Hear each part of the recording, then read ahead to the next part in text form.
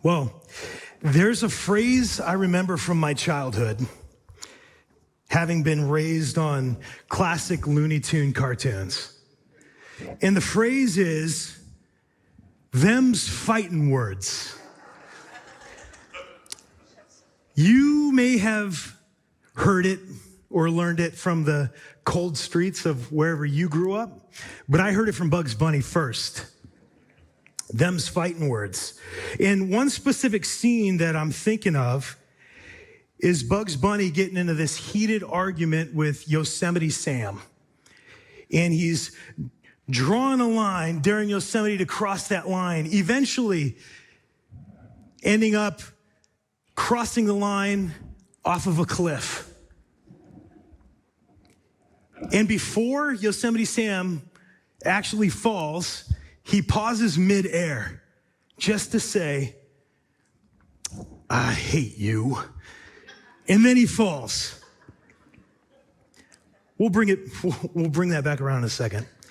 So today in week 4 of our series on tough questions, we're going to be looking at this question that's been asked in all kinds of different ways. And the question is Christianity too narrow? And we live in this extremely heightened society of things to fight about or things to be offended by.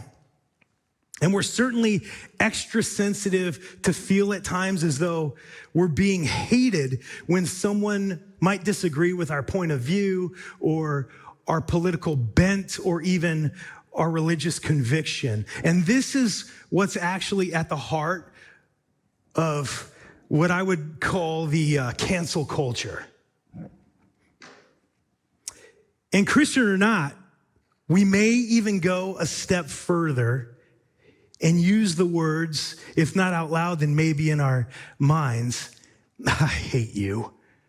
When someone dares to disagree with our individual correct line of reasoning that I'm using. That's sarcasm included, by the way.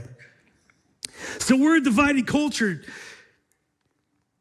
We say we tolerate people and things and we're open, but we have never been more intolerant or closed while we say that. And the division then is intensified when it comes to our question of today. Is Christianity too narrow? See, when Christianity makes this definitive truth claim, for many, them's fighting words. If we're gonna say it, is Christianity too narrow?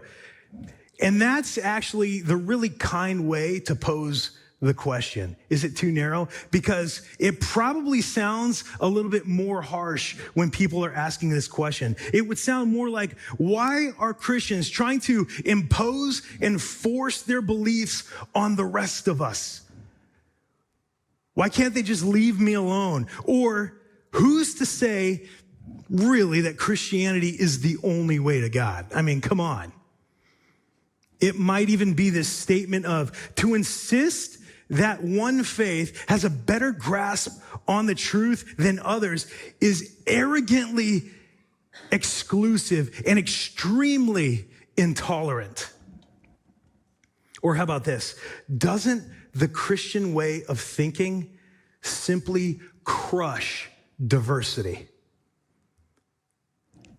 But did you know that today Christianity is the largest and most diverse belief system in the world? And it's representing the most balanced racial and cultural spread with approximately equal numbers of self-professed Christians living in Europe, North America, Latin America, and sub-Saharan Africa. Over 60% of Christians live in the global south, and the largest populations for Christianity in the coming decades will most likely be non-Western. That's huge. That's huge. So the last book of the Bible paints a picture of the end of time when, as the book of Revelation puts it, in chapter 7, verse 9, a great multitude that no one could number, from every nation, from all tribes and peoples and languages, will worship Jesus. This, in Revelation, is the multicultural vision of Christianity that has been since the beginning.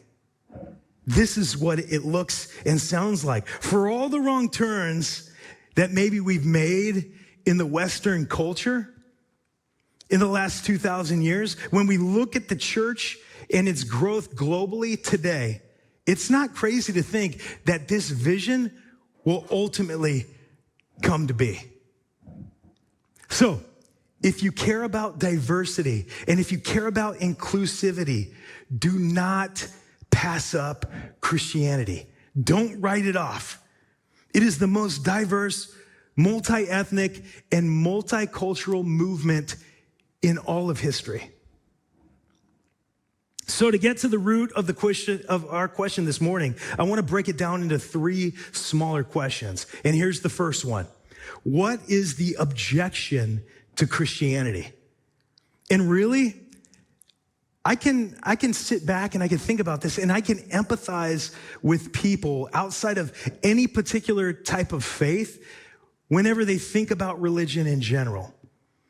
Because when they think about religion, most non-religious people will think of some of the kooky stuff that comes up in religion that contains this odd and even dogmatic type of stuff, narrow-minded type of thinking. So what would some of those odd things be? I don't know what's popping into your mind right now.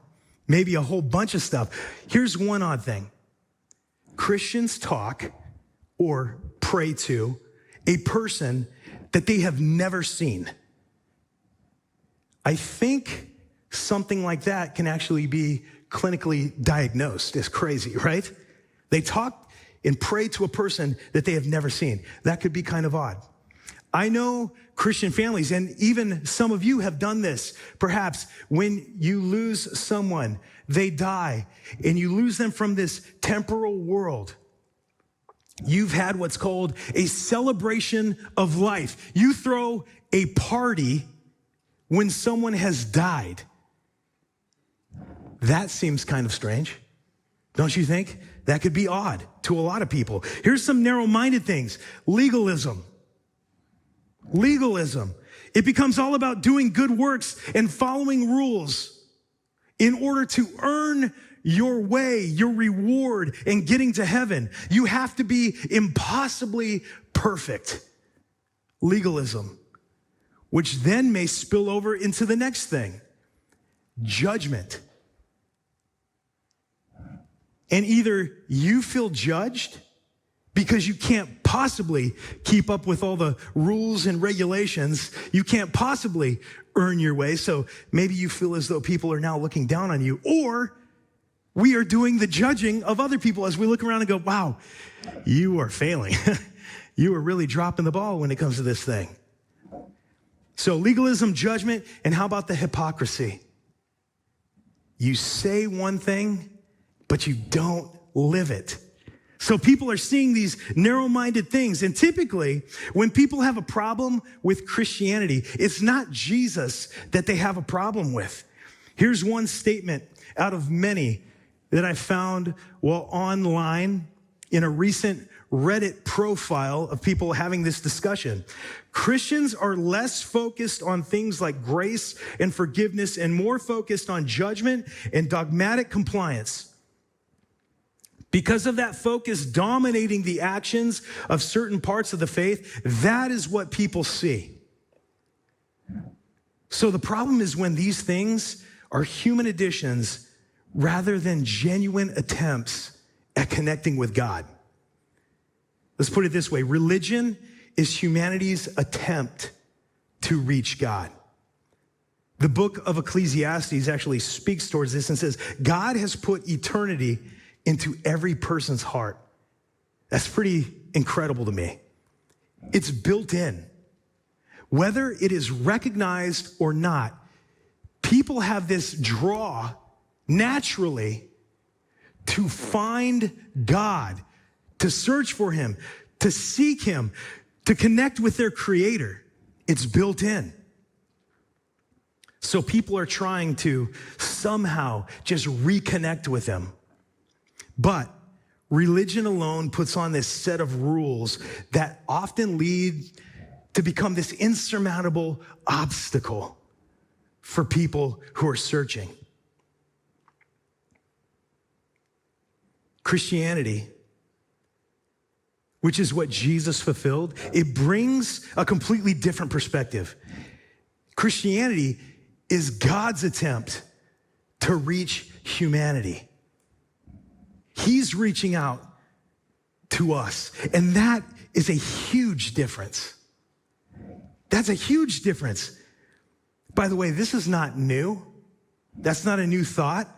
In fact, the Bible speaks to the narrowness of religion and how to maintain faith in a culture of unfaith. And the objections are not usually with God, but people's distortions of God and what it means to actually have a relationship with him. So it leads us to our second question of the morning. What is the claim of Christianity? And we're going to look at Acts chapter 17 right now.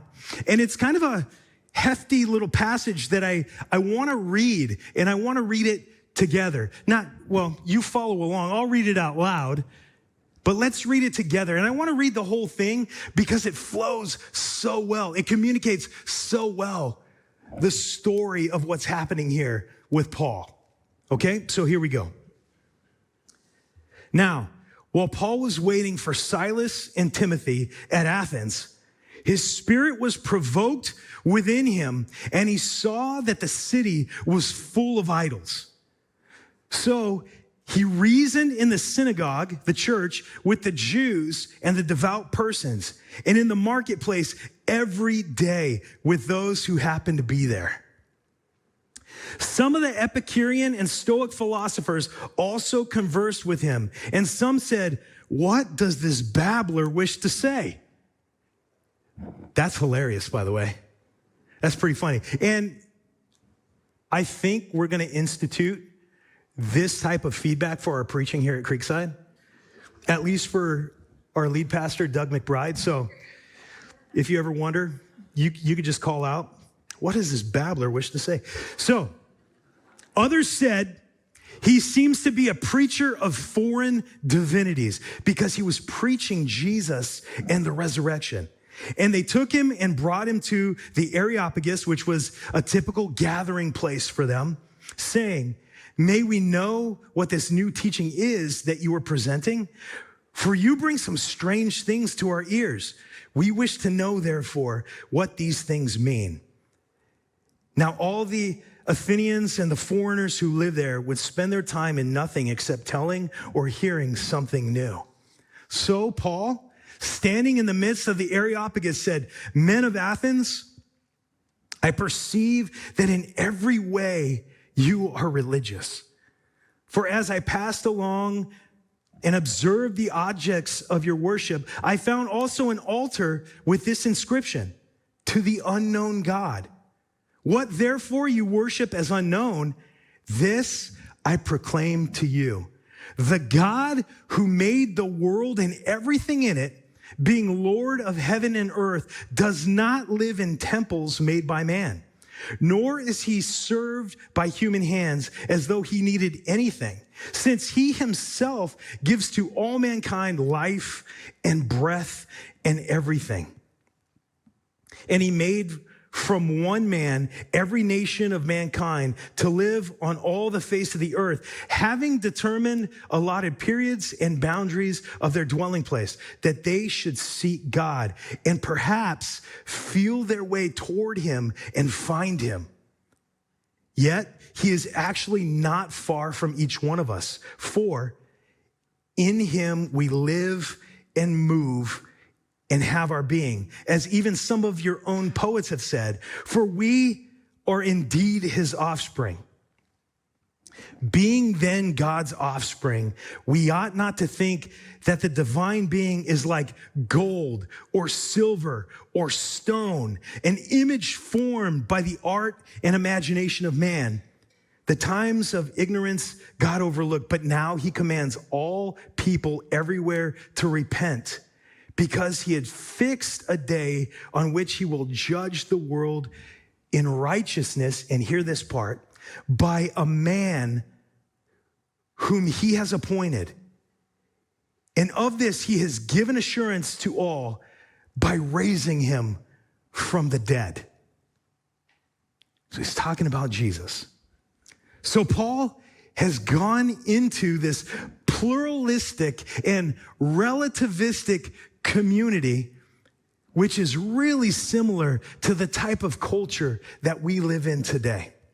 Pluralistic, meaning every religion is equally respected and highlighted, which sometimes is strange because it leaves Christianity off that list in our culture. Relativistic, where every religion is equally correct or valued, and not one of them contain absolute truth. Maybe some, but not absolute truth. We're surrounded daily by all types of faiths, philosophies, and all types of beliefs. Even when people claim to not have a belief for themselves, that is a belief. That is a belief system. We've heard one of our teaching pastors, Brian Fury, call this, actually name this, that is the no God God. It's the God of our age right now. And here Paul enters into the discussion in a unique way. And he demonstrates now how to maintain faith among people who are not comfortable with any type of exclusive truth claim about faith. And he doesn't use fighting words, by the way. Instead, in a very loving and gracious and caring way, he basically says, hey, I could see that you guys are actually very religious here. In many ways, you are seeking out God. And you've probably heard or said a thought like this before, where people would say, I'm spiritual, but I'm not religious. I am spiritual, but I'm not religious. In other words, I'm attuned to the things of God, but I'm not ready to commit to one way. You might even have been a person to say that, and that's okay. I just want to recognize it together right now. So Paul now fully is engaged, and he encourages these people at this point. I respect the fact that you are responding to this eternal peace that has been placed inside of you as you seek out God, but you can't stop there. That's not the end of your searching. You've got to know that there's a God who came and he actually made himself known to us, and he walked among us, and he lived perfectly, and he died sacrificially, and then he was raised from the dead to show that not only is he God, but he is the only way to God. Very different from other religions. Most religions can be described as humanity's attempt to reach God, but Christianity is God's extremely inclusive, personal attempt to reach mankind. This is amazing. Through the person of Jesus, God extends his grace to everyone. That's incredible. Did you hear that though? Everyone. This is extremely inclusive, and it's available to anyone who would just reach out and receive it. The late, great pastor, theologian, Tim Keller has this quote, and he said, all claims are exclusive. All claims are exclusive. The gospel is an exclusive truth, but it is the most inclusive, exclusive truth in the world. That's got some potency to it. Think about it for a minute. All claims are exclusive, all of them. If we're to say that there is no one absolute truth, that too is an exclusive claim of truth. So hear me, Christianity or anything cannot be called hateful or bigoted to simply claim something as truth. Now, you could be a jerk of a person when you're doing it. You could be hateful, but the truth claim alone is not a hateful thing. Because to claim anything different is also an equally exclusive claim on truth. But as Paul shares, and throughout the Bible, we see the gospel, this good news of Jesus, is the most inclusive, exclusive truth in the world. Christianity's exclusive claim of truth is actually welcoming the world into that exclusivity. Wow. Whereas other exclusive claims are trying to hold people out. It's actually separating people. And when you try to prop up different forms of religion, they basically say, do these things, otherwise you're not a part of us. Be born in this area of the world. Otherwise, you can't play a role in this.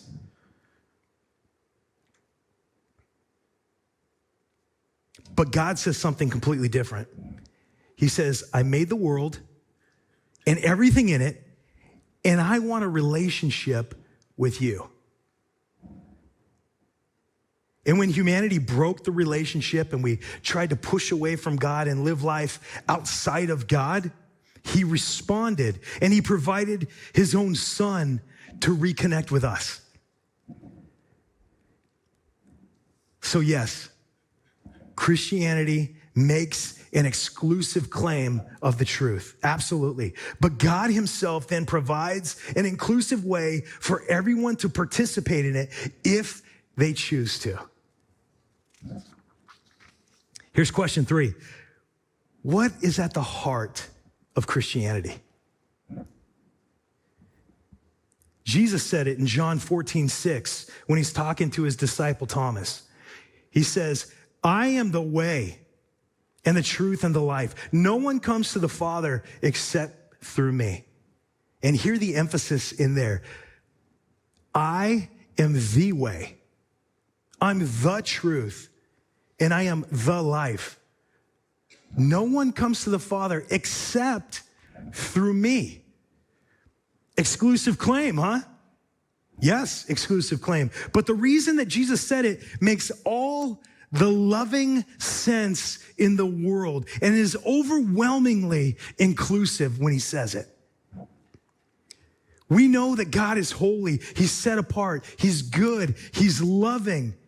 He's righteous and pure. And if in our brokenness, we want to be close to this pure, this holy, this righteous, this loving God, then we must be like him.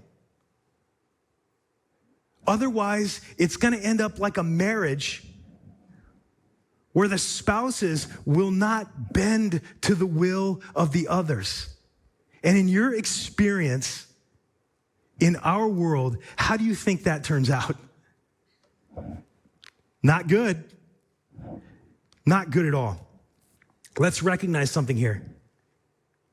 We define relational truths and expectations for others all of the time. It is not just with Christianity that we do this. We do this because it is so normal. We do this all of the time. Like in marriage, we do this. We do this in parenting. With our kids, we define the relational truths and the expectations all of the time. We do this in friendships. We do this in the workplace. This is normal. We do it in legal and contractual agreements. We do this. We do this in our culture and our social norms. And it's because we're made in the image of God. That's why it doesn't seem so strange. No relationship goes undefined, but for some reason, we start thinking to ourselves that we get to define the relationships and we get to define the boundaries and the borders, but then we want to turn to God and say that he can't do it. That's nuts. That is nuts. And it's the lousy, worldly, cancel culture type of mindset that comes out of, actually. It's like oil and water. You could put them together, you could shake it up in a container, but then they still end up separate. And this is what makes Jesus and his cross a necessity. Someone has to pay the price for our rebellion, trying to live life our own way and apart from God. So either we try to pay for it ourselves, which is every other type of religion, or we turn to God and what he did through his son, Jesus, the only sinless and blameless person, and what he did for us on the cross. Someone's going to pay for it. Paul said in Galatians chapter 2, I have been crucified with Christ. It is no longer I who live, but Christ who lives in me.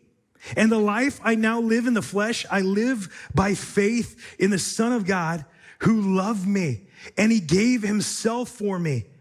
I do not nullify the grace of God, for if righteousness were through the law, then Christ died for no purpose. Hear this, what Paul is saying and what we should be thinking. I could not do this on my own. There is no way. I can't do this on my own. If I could, I wouldn't need Jesus or his cross. But this is what the awesome news is. It's not you making your way toward God. It's God who has been making his way toward you. This is incredible news. It means that you could stop trying to earn your purpose. You could stop trying to earn your identity. You don't have to earn your belonging because he willingly has brought it and given it to you. So, what is this babbler trying to say? Here's some next steps. I want this to be so practical for our lives. Here's some next steps for us. Consider your attitude and your actions. What does that mean? When it comes to engaging with people of different faiths or different beliefs or worldviews, do you show love and respect and inclusivity in your interactions with people? Or are you quick to judge and push away and dismiss them? And this is not a moment for us to feel shame or guilt if that's the case. This is a moment for us just to pay attention. Consider your attitude and your actions. That's step number one. Here's another idea. Encourage conversations. Encourage conversations where people can share their thoughts, their doubts. They could ask their questions. They could explore their faith about Christianity or spirituality. Ask open-ended questions. And then when you ask those open-ended questions, sit back and look to learn something about the other person. Create more opportunity for more dialogue, for more opportunity like Rhonda was talking about with her friend. Ask questions and then listen and learn about them. Practice extending grace and forgiveness to others, even when they may have differing beliefs or viewpoints. Even when their differing beliefs or viewpoints may have offended you. extend grace, extend forgiveness to them. And maybe the other side of that coin, as we reflect, maybe I'm someone who needs to ask for grace and forgiveness from somebody else because I haven't checked my attitude and my actions, because I've pushed them away, because I've shut them down. Maybe I need to ask for forgiveness. I love this next one. Share your story and ask somebody else to share their story with you too. This is one of the coolest ways, I think, to bring people to a place of understanding. When we share our stories, when they get to share their stories. And don't just include all the things that you think you know that you know. Include maybe some of the messy stuff too. Include some of the stuff that you wrestled with in your own faith. I believe that this is what actually makes Christianity relatable with people. I don't have it all together. I am constantly learning. I've had some wrestlings along the way too. Share those pieces. Let them share with you. And as they explore their faith, I would say for anyone here this morning who is exploring your faith, and maybe you're just at the beginning of that journey, but I would say this probably goes for all of us as well. Ask more questions. Ask more questions. Seek out answers. Don't just be satisfied going, Ask more questions. Get into the conversation. If that's you this morning and you feel like you've got questions, or maybe you feel like you've even heard enough where you'd like to respond, where you'd like to say, you know what? I have been searching for Jesus my whole life, and I'm just realizing that I want to say yes to him. We're going to have people up here at the end of the service who can pray with you, who would be willing to talk with you, who would explore those questions for you. This is a safe place to be able to do that. And you might even have people around you who would do the same. Is Christianity too narrow? I would say no, it's not too narrow. Absolutely not. It's extraordinary. It's inclusive in its invitation, but it's exclusive in its call to repentance and to surrender. It's superior. But I don't just say it's superior just to say it. I say it's superior in that Jesus did not merely tell us how to get to God. Jesus himself showed up to make a way because he is the only way to God. Jesus did not merely state that death could be defeated. Jesus himself defeated death. And he didn't just do it for himself. He did it for you. He defeated death. So our world is looking for hope. We have to give it. We have to. The world is looking for purpose. We get to share it. The world is looking for love, and we have his love to extend. We must interact, and we must think this way, to interact with individuals and to interact with groups in a way, as scripture puts it out of 1 Peter, giving a reason for the hope that is within us and doing it with gentleness and respect. Pray with me. Father, you have done a great thing. And you continue to do great things. So would you open our thoughts and our hearts to the outpouring of your goodness and who you are. I ask that this church will grow more and more grounded in our purpose, in our identity, in our belonging in you and in your kingdom. And that we would grow more to be a community of people who are so winsome that the world cannot ignore your desire and your call for them. Father, I ask this place would be a beacon of hope.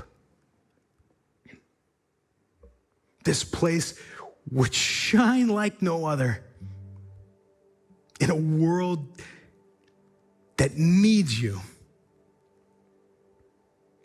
We ask to bring those that would actually bombard us with questions about who you are and trying to figure things out. Why we do the things that we do or don't, or go the places that we go and hang out with the people that we do. And would you give us the faith and the courage, the gentleness and the respect to share our faith boldly and to share our faith humbly.